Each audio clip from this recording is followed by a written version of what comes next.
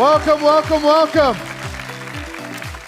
This course is called Limitless, how to never run out of quality prospects to talk to. How many people would like to have that a reality in their life? They've got unending supply of prospects to be able to talk to.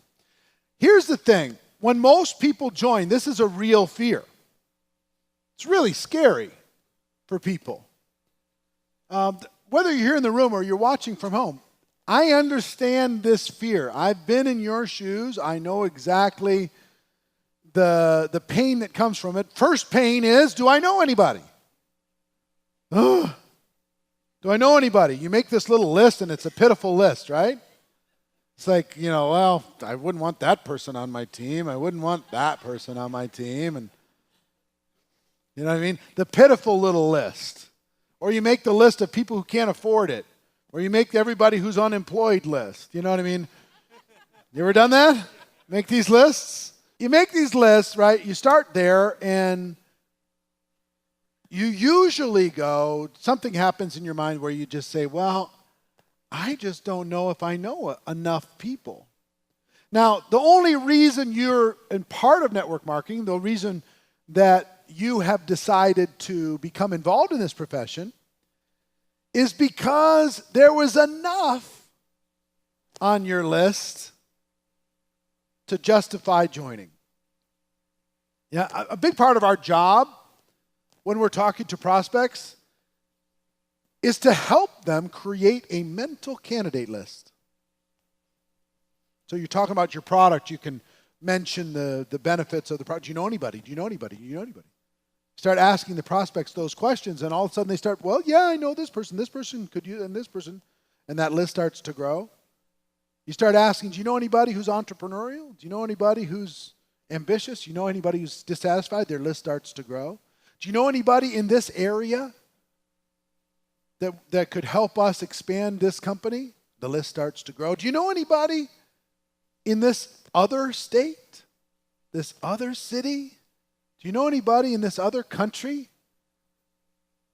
that might be open to an opportunity? Who do you know who's sharp? You start asking these questions to a prospect and the list starts to grow. Reason why it's very important to ask the questions of the prospect is it grows their list. And they will not join until that list is long enough. For some people, they got enough belief in themselves, the list only needs to be 1, 2, 3, 3 people long. Other people who lack confidence, their list needs to be 10, 15, 20 long. But if you think about your own experience, how many people were you thinking about when you joined your company? Did you join because, the product was such a revolutionary thing that it was going to change the world and you were going to be a product ambassador? Or did you join because you could think of other people who could use the product also? That's the truth. Most people join once their mental candidate list becomes long enough. That's when they join, and not before. So, clearly, you've made the decision to join and be part of this. So your mental candidate list was long enough. Now, I don't know where I find you today. But let me tell you what happens with most people. Most people treat network marketing like a lottery ticket. It's a scratch-off. They buy that lotto ticket, and the scratch-offs are the 5 people that they thought would probably do this for sure. And they join the company. The company costs whatever it costs. Let's say it costs $500. You pick the number.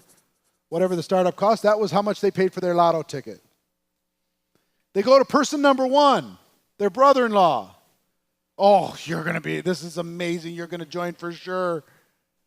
We're going to do this. It's going to be spectacular. He says, are you crazy? You scratch it off. And there's a dud. There's nothing under there. You go, You go to your neighbor, second one. It's okay, I got 4 more. Go to the second one, scratch that one off. You go, another lemon. Then you go to the third one. That one didn't work? Really? I got 2, but I'm not very hopeful right now. Go to the 4th one. You don't want to join, would you? Nope.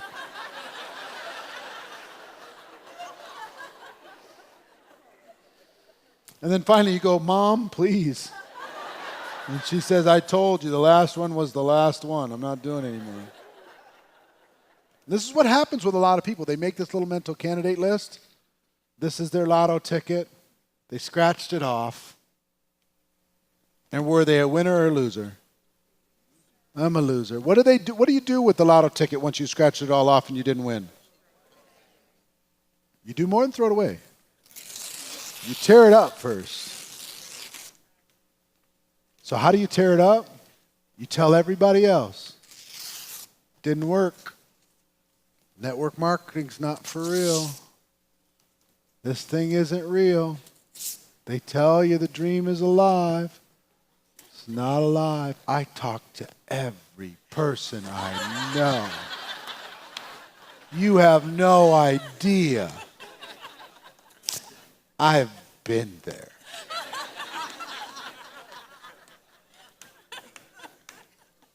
Stupid network marketing.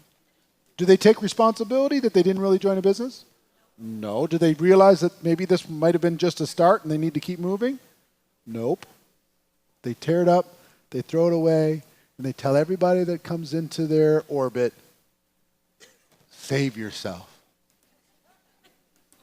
Network marketing doesn't work, right? Now guess why most of you are here? One of your 5 said yes.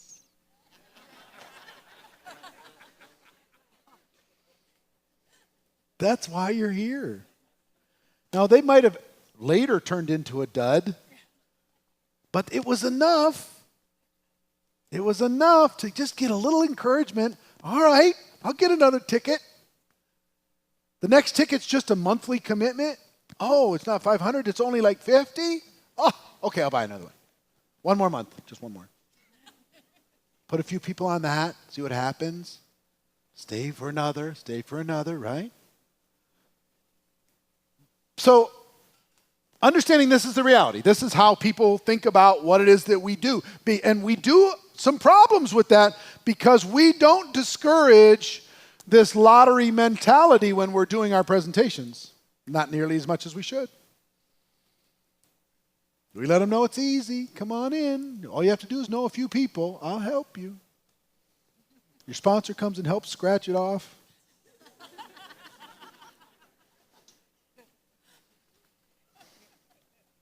Look underneath, nothing's there.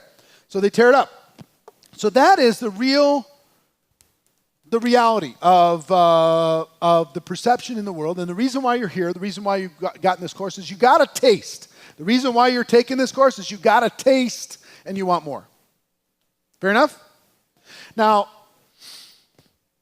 let me tell you my story.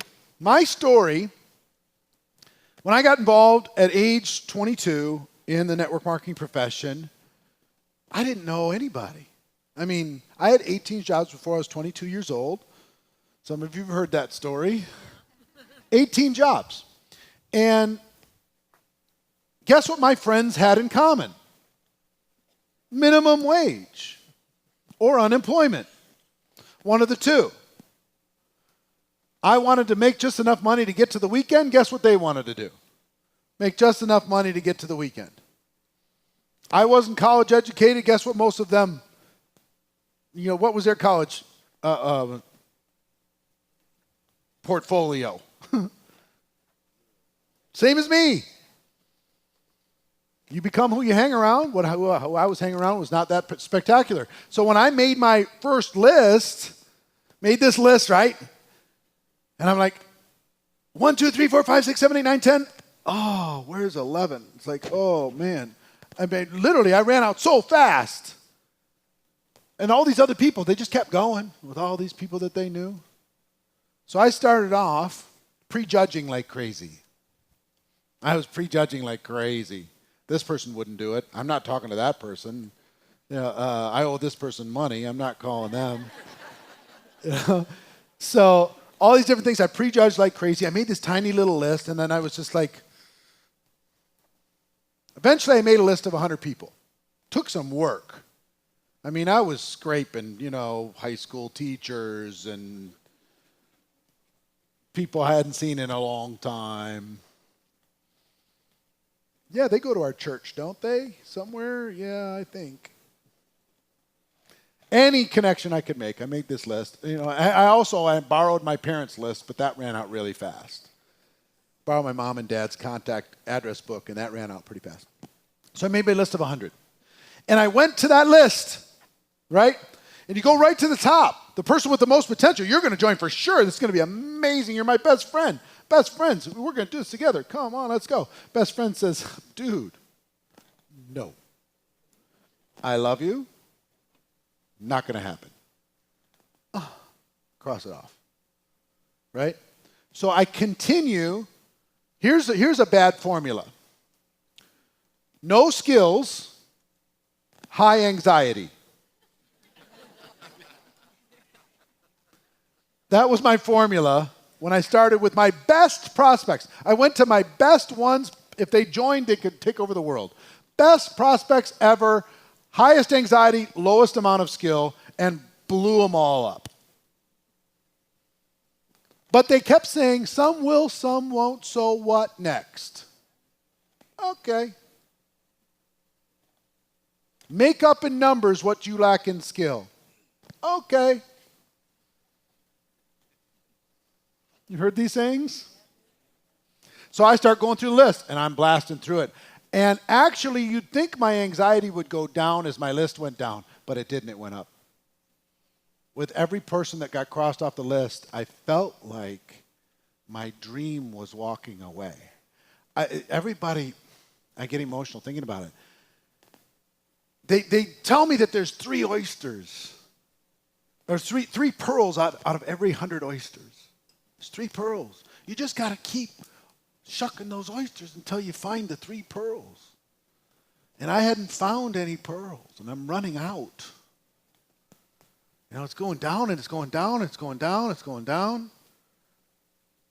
I was scared to death.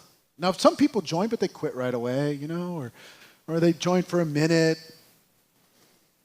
I had nothing that was, I was replacing. I was not even adding, I was replacing. I built a little team. And then I was replacing that team with people who quit, and I was replacing that team with people who quit, replacing that team with people who quit. I didn't have nothing close to multiplication. Kept hearing about all that stuff. Unicorns way down deep in an organization. Kept hearing about that stuff, but I never experienced it. And I remember in the movie Field of Dreams, when Kevin Costner goes to this old ghost town, he meets Moonlight Graham, the old doctor. He said, he talked about his one at bat in life, and he said, what was it like? He said it was like walking. It was coming this close to my dream and having it walk by like a stranger in a crowd, and that's how I felt. Hopeless. Where do you go? I'm out. And then I tried all these different things. I go to the mall and walk around scared to death to talk to anybody. I passed out flyers. I did all this. I did everything you can do. I did all of those things. And I remember I went to a company convention, and there was a meeting happening with the big shots. And I said, you know what? I'm just going to show some ambition. I'm getting into that meeting. So I snuck in. There's probably 30 people around this big board table. Big shots in the company, all making ginormous amounts of money. So I snuck in. I'm sitting in the corner. And I'm listening to them talk about big shot stuff. And they're doing a little question and answer at the end to the top income earner with the company was there. So I finally raised my hand. Didn't tell them who I was. I just said, what do you do when you run out? And he said, what do you mean? I said, when you run out of people to talk to. And they looked at me like I was from Mars. Clearly, I did not belong in this room. But one of them took pity on me and pulled me aside and gave me some strategies that started me down this path. And then I started to become a person of influence. I started to learn how to find people to talk to. And I thought, here's what I thought in network marketing, that your contact list is a natural resource, like oil in the ground. You either have it or you don't. You either have the contacts or you do not have the contacts. If you have a lot and if you have influence with those people, you're going to make a lot of money. And if you don't have a chance. Or you have to get lucky. That's what I thought. And I found out that's not true. This is a skill. I had no idea this was a skill because nobody talked about it in skill terms. Hey, do you know anybody? You know anybody? You know anybody? That's what everybody talked about. Do you know somebody? Right? So what I want to do today, I want to teach you what I learned over time on how to become a person of influence, how to never run out. Because if you're run out or your list is kind of sad and pathetic, like mine was, I will give you hope. It's not even, you know more than you know, and I'm going to help you find the people that you know, but it's not even the people that you know. How many people here in this room, anybody in the room making $1 million a year or better? Anybody? 6 figures? 6 figures. Okay, 6 figures, keep your hands up, please. How many people have you sponsored in your career? 120. About 120. How many of them did you know when you joined network marketing? None of the 120. He met them afterwards. How many of you, did you raise your hand? How many have you sponsored in your career? 60. And how many of them did you know before you joined? Zero. So none of the people you knew joined ever? Wow. They must hate you. Just kidding. I'm just kidding. Who else? How many of you sponsored in your career? 131. And how many of them did you know prior? 3 out of 131. How about you? 100 and? About a dozen. About a dozen. 12 out of 100. How about you? 100 something, but I burned my list before I started. 100 and something, but you burned your list? Yes? How about you? 24. You sponsored 24? And how many of those did you know prior to being involved? 4. 4 out of 24. See, you understand the point? I can go all the way around the room. It's not about who's on your list now. That's just a starter kit. The list of who you know now is just your starter kit. You're going to build some new skills, and through the life that you lead, you're going to attract really cool people. So I want the stress to leave your body when it comes to, I don't know great people to go build a business with, because I'm going to show you how to attract them, how to find the ones that you do know, how to attract the ones that you don't. Who's interested in that? Raise your hands, please. All right. Let's get to work then. 3 different kinds of people in our business: posers, amateurs, and professionals. Posers make a mental list. I can think of this. I don't need to write it down. I got it. Those are the posers in network marketing. Who has it in their dream to be a poser? Anybody? Good. You'd be in the wrong room. Second, amateurs make a written list and then drain it. When the list is gone, their business is done. Pretty much. That's what amateurs do. And that's what, nobody's really taught what I'm talking about right now. Have you seen a training like this in your company? They're like, make a list. Everybody's got the Nike training. Just do it. Everybody. They love the Nike training. Have you noticed everybody wants to be Tony Robbins, but when it talks about these skills, somebody's got to teach these skills. Please be the person in your company that starts to bring these skills into your trainings, into your events, into your culture. How many will promise to do that? All right, fantastic. So that's what amateurs do. They make a written list, they drain the list, their anxiety goes up, they get really super nervous. Then the pros make a written list as their starter kit and then constantly grow it. They view this as a career skill. The ultimate result is what's called an active candidate list. An active candidate list. This is a list that's a living, breathing thing.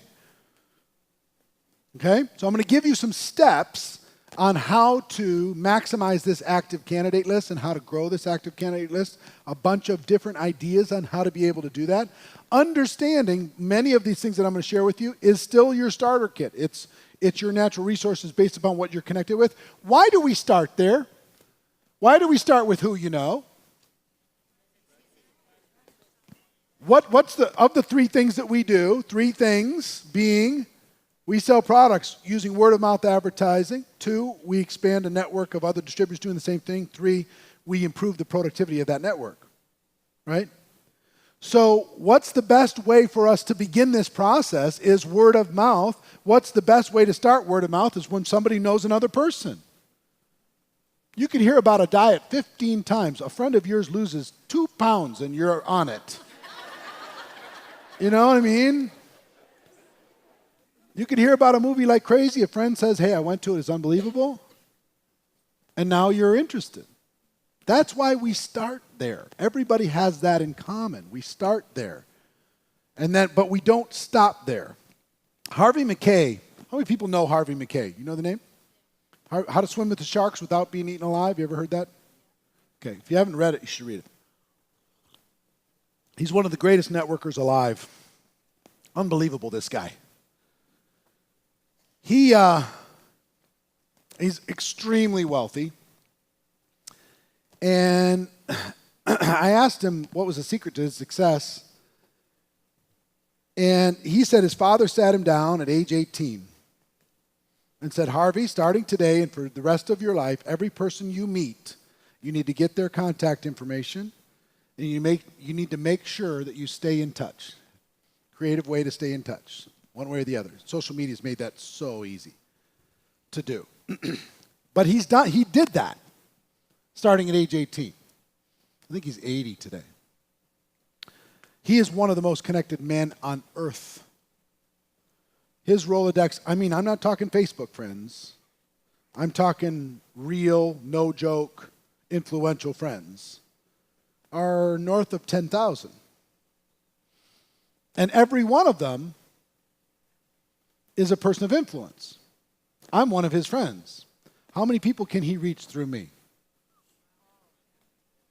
A lot of people. A lot of people.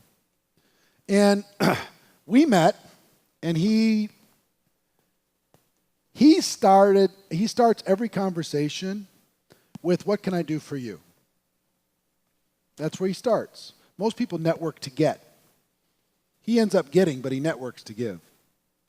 It's amazing what he does. So many things I would do for that man because of the man he's been for me and the friend he's been for me. It's amazing. So, he's got a great book called How to Swim with the Sharks Without Being Eaten Alive, which you should read. He has another book called Dig Your Well Before You're Thirsty, which is probably my favorite of all of his books. This is practical, real knowledge. What I'm telling you is this. The quality of your relationships is your quality of your life. This is life work. This isn't just, hey, I'm going to get some people on my list so I can go build a business. This is life work. Whether they join your business or not, the relationships that you build is life work. Going from being a giver or a taker to a giver is life work. Being of value to the community is life work. Changed everything for me. Now understand, I started off, people would think of me as a taker. Not that I was always trying to get something from them, but I was so introverted that I was guarding my energy all the time. I wouldn't fully engage. I wouldn't fully connect. Because introverts, in my experience, lose energy in a crowd. They need to go stare at the wall for a while and get their batteries recharged. That's me. So I didn't want to lose my energy by pouring myself into another human being until I realized that that was something that was important for me to be able to move to the next step. It was fear-based, it was ego-based, it was all different kinds, self-worth-based. So I started to do that. And like he became a giver, I started to become a giver, and it changed everything. It changes really fast. If your world views you as a taker, you can be viewed as a giver within 6 months to your entire world. No problem.